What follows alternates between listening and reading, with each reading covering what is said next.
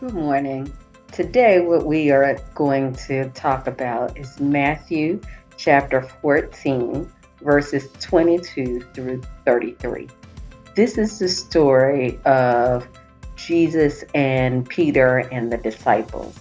And basically, what has happened in this story is that um, Peter and the disciples have just witnessed the miraculous work of Jesus.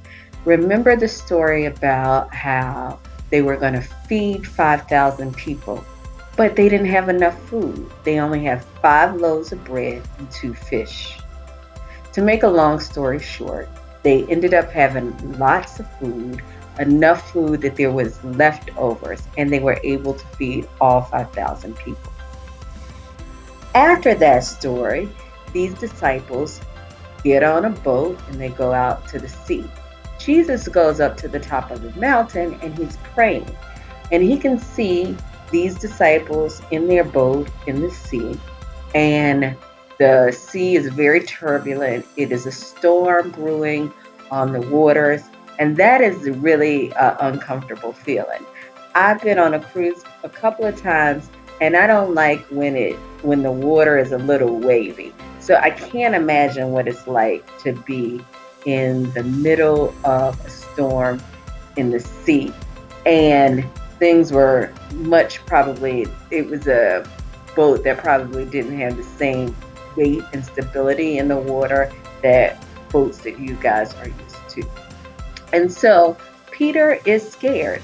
And it makes sense that he's scared. And the other disciples are scared. And so Jesus walks out on the water towards the boat. And the disciples are a little fearful because they're like, who is that? And Peter says, if it's you, Jesus, tell me to come to you and I'll walk to you. And then Peter walks towards Jesus, but then he feels the wind a little bit and he starts to doubt and starts to sink. And Jesus just reaches his hand out to Peter, and Peter is able to walk back on water. And Jesus' question to Peter was, why do you doubt? Why did you doubt? And in this verse, I think I'm a lot like Peter. In fact, I know I'm a lot like Peter, particularly as I think about all that we are going through right now in our world, and as we transition to change. Change is what I think gives me a lot of doubt and fear.